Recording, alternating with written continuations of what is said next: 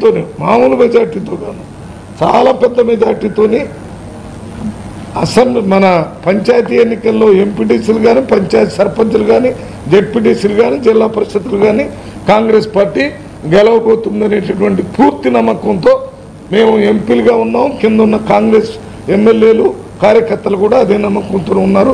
ఇది ప్రాక్టికల్గా చూసి చెప్తున్నాను. నిన్న మొన్ననే జరిగింది మా దగ్గర 19వ తారీఖు మీటింగ్.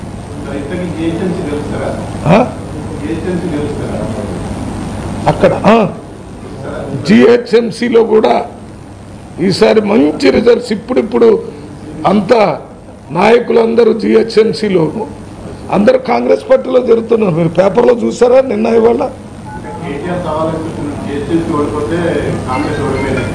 ఎవరు?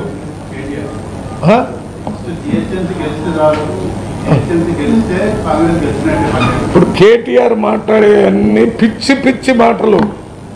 పిచ్చివాడు ఏం మాట్లాడుతున్నాడో తెలియకుండా ముఖ్యమంత్రిని నోటుకొచ్చినట్టు తిడుతూ మేమే చేస్తాం, మాదే పరిపాలన. అరే ఇక్కడ సంవత్సరంన్నర అయింది ఇక్కడ కాంగ్రెస్ ప్రభుత్వం వచ్చి, ఇంకా కాంగ్రెస్ ప్రభుత్వం ఉందనే విషయాన్ని మర్చిపోయి ఒక ఎలక్టెడ్ ముఖ్యమంత్రి ఉన్నాడనే విషయాన్ని కూడా మర్చిపెట్టి నోటికొచ్చినట్టు మాట్లాడుతున్నారు.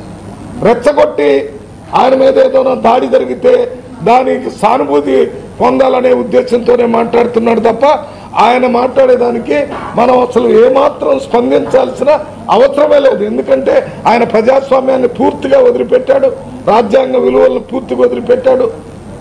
ఏం జరుగుతుంది, ఎందుకు మాట్లాడుతుండో ఏంటో తెలియట్లేదు.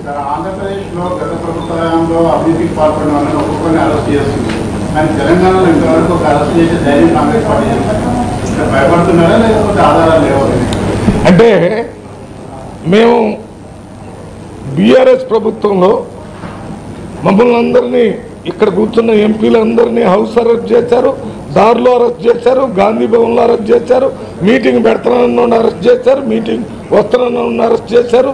అసలు ఏమి లేదు. ఎవరైనా మంత్రులు ముఖ్యమంత్రి టూర్కు పోతుంటే ఆ దారిలో ఉన్నటువంటి ప్రతిపక్ష పార్టీలు వాళ్ళందరినీ అరెస్ట్ చేసి ఇప్పుడు మేము ఎందుకు చేయటం లేదంటే ప్రజలకి within the framework of constitution అడిగేటటువంటి హక్కు ఉంది, అడగొచ్చని చెప్తున్నాం.